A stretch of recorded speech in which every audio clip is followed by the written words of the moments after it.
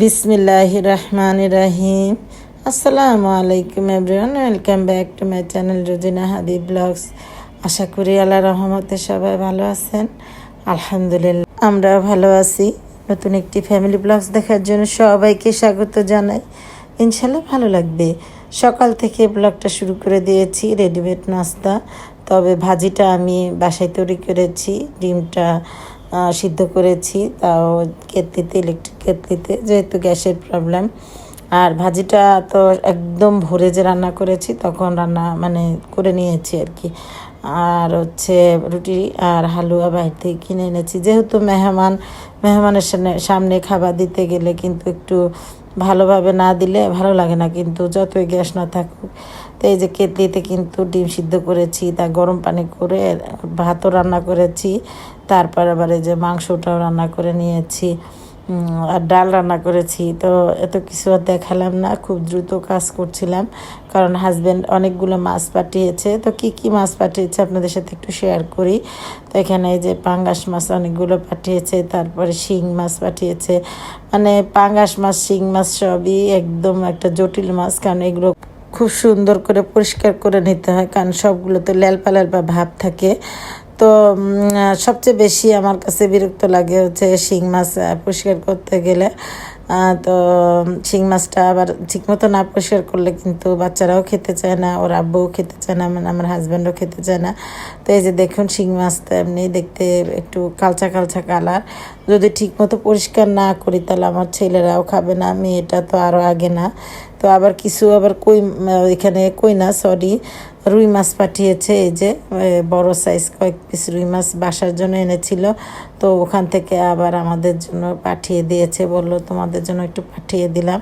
আমি কিন্তু শুধু এই দুই আইটেম মাছই পাঠাতে বলেছিলাম, যে এখানে আছে পাঙ্গাস আর হচ্ছে শিং মাছ। কারণ যেহেতু থাকবো না, সেহেতু এখানে বেশি মাছ আনার প্রয়োজন নাই। তারপরেও ওই যে বাসার জন্য রুই মাছ বাজার করেছিল, বাসার জন্য বাসাতে তো আমার হাজবেন্ড আর বড় ছেলেটা আছে। তো আমার ছোট বোন আবার রান্না করে দেয়, আমার বাসার পাশেই ওর বাসা। তো এই কারণে ওদের জন্য আবার এখানে বাজার করতে হয়, বলতে গেলে এখন দুই সংসারের মতো। তো এই জন্য আর কি আমি যে মাছের কথা বলি ওইটাই পাঠাই। তো একটু ওই যে বললাম যে বাসার জন্য রুই মাছ এনেছে, তো একটু রুই মাছ আবার পাঠিয়ে দিয়েছে, বললো আর কি তোমাদের জন্য রুই মাছ পাঠিয়ে দিয়েছি, তোমাদের ছাড়া খেতে ভালো লাগলো না তাই পাঠালাম। যাক, পাঠাইছো ভালো হয়েছে। যাই হোক, তো এই যে এখন সবগুলো মাছ আমি একসাথে ধুয়ে নিব।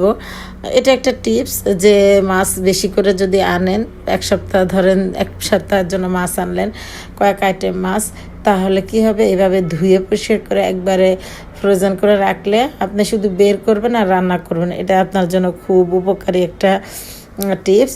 আর ধরেন যে মাছ বাজার করলে একবারে 2-3 আইটেম বাজার করে নেবেন, তাহলে কি হবে, আর সমস্যা হবে না। পুরোটা মাস আপনি নিশ্চিন্তে ধুয়ে রেখে দিলে নিশ্চিন্তে থাকতে পারবেন।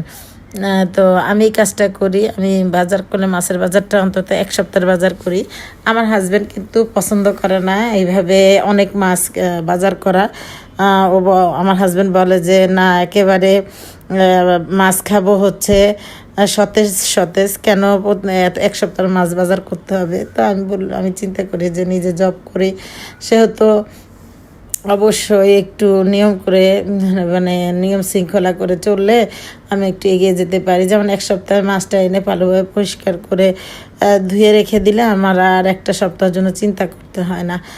আর ঢাকাতে তো প্রবলেম, বাজারে যাওয়া হয় না। আর দেখা যায় ঢাকাতে আমার কাছে মনে হয় চাঁদপুরের চেয়ে একটু দাম বেশি মাছের, তাই আমার হাজব্যান্ডকে একটু টাকা বাঁচানোর জন্যই মূলত বলি যে তুমি আসার সময় অন্তত 2-3 আইটেম মাছ নিয়ে আসবা, তাহলে হবে কি, তাহলে আমার কিছু টাকা সাশ্রয় হবে, প্লাস আমার আর বাজারেও যেতে হবে না। তো ও এরকমই করে, নিজেও নিয়ে আসার সময় আবার আমার ছেলেরা আসলে ওদের কাছেও পাঠিয়ে দেয়, এতে আমার অনেক সুবিধা হয়। তো আমি একবারে আজকে এই যে দেখুন অনেকগুলো শিং মাছ এখানে এনেছে।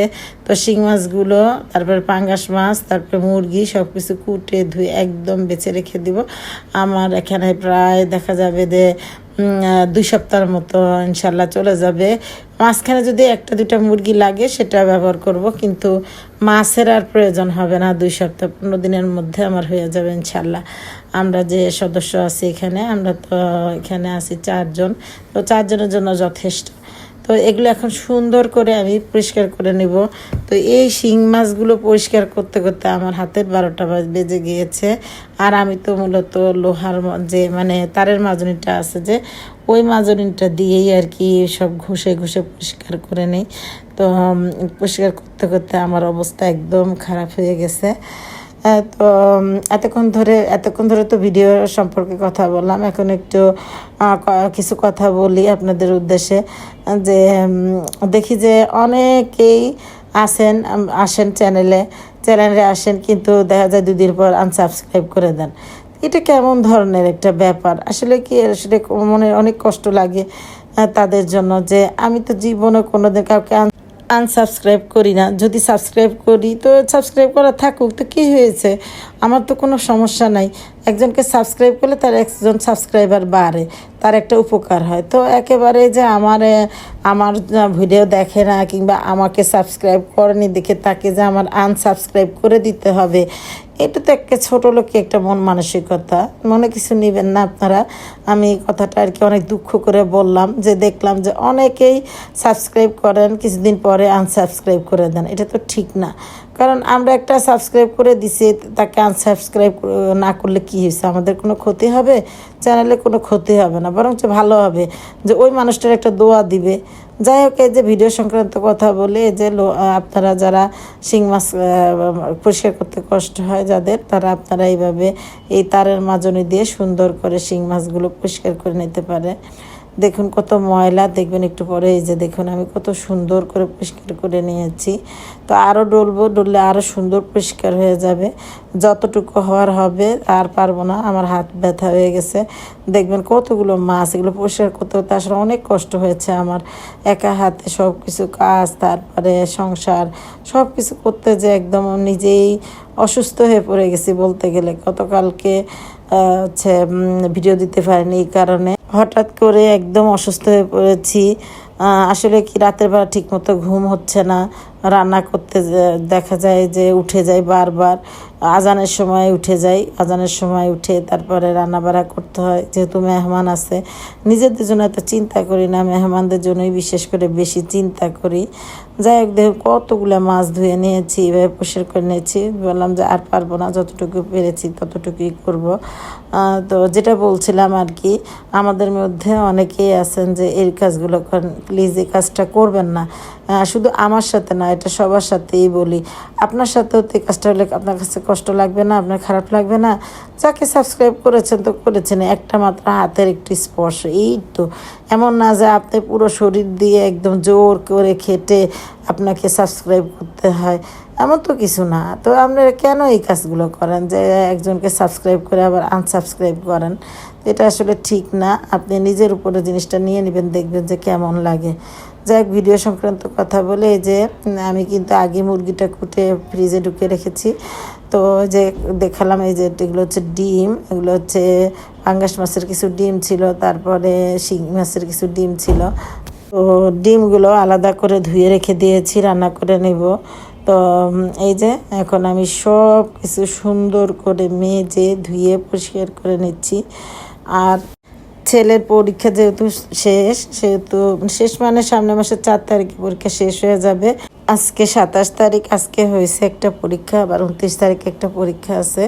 তারপরে তো পরীক্ষা শেষ। তো ভাবলাম যে মাসের শেষেই চলে যাই, নেক্সট শুক্রবার ইনশাল্লাহ চলে যাব। দেখাবো আপনাদেরকে আমি যাওয়াটা অবশ্য।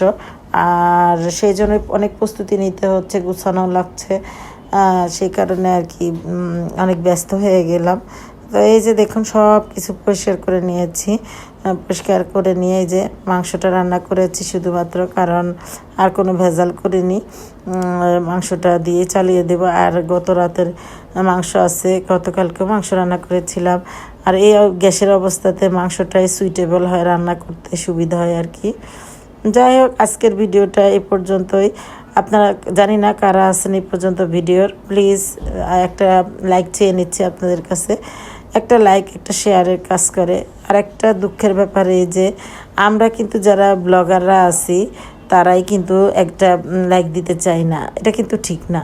আমি কিন্তু যখন একজনের ভিডিওতে ঢুকি সাথে সাথে একটা লাইক দিই, কারণ আমার লাইকটা যেন মিস না হয়। তো আমার কথায় যদি কেউ হার্ট হন, প্লিজ মনে কষ্ট নেবেন না, আমাকে ক্ষমা সুন্দর দৃষ্টিতে দেখবেন।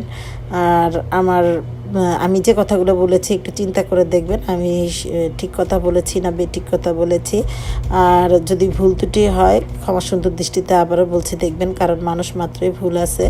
যাক, সন্ধ্যার দিকে আমার মেয়ে এই যে চিকেন ফ্রাই তৈরি করছে, আজকে চিকেন ফ্রাই হবে খাবার, হচ্ছে সন্ধ্যার নাস্তা। তো ভিডিও আর বেশিক্ষণ বাড়াবো না, আমার শরীরটা কিন্তু অনেক খারাপ, আজকে 3 দিন ধরে অসুস্থ, এই যে ভিডিও ছাড়তে পারি না। তো ভিডিওর প্রান্তে যারা এসেছেন প্লিজ একটা লাইক দিবেন, আর যারা নতুন অ্যাড হয়েছেন তারা চ্যানেলটাকে সাবস্ক্রাইব করবেন, পাশে থেকে বেল আইকনটি প্রেস করে দিলে আমি যে ভিডিও আপলোড করব খুব সহজেই পেয়ে যাবেন। ছোট একটা কমেন্টস করে যাবেন, আমার ভিডিওতে এত বড় কমেন্টস করার প্রয়োজন নেই, ছোট কমেন্টস করলে আমি কমেন্টস দেখে দেখে আপনাদের কাছে চলে যাব। তো যারা আমার চ্যানেলটাকে সাবস্ক্রাইব করেছেন, পাশে আছেন, সবাইকে ধন্যবাদ জানাই। আর যারা নেই প্লিজ একটা সাবস্ক্রাইব করে দিবেন এবং আমার পাশে থাকবেন, ইনশাল্লাহ আমিও আপনাদের পাশে থাকবো, কথা দিলাম। তো সবাই তো অসুস্থতার জন্য অনেকের ভিডিও দেখতে পাচ্ছি না, তো আমি আল্লাহ দিলে সুস্থ হলে ইনশাল্লাহ সবার ভিডিও দেখে দেব। সবাই ভালো থাকবেন, 5 ওয়াক্ত নামাজ পড়বেন, কোরআন শরীফ পড়বেন। আল্লাহ হাফেজ, আসসালামু আলাইকুম।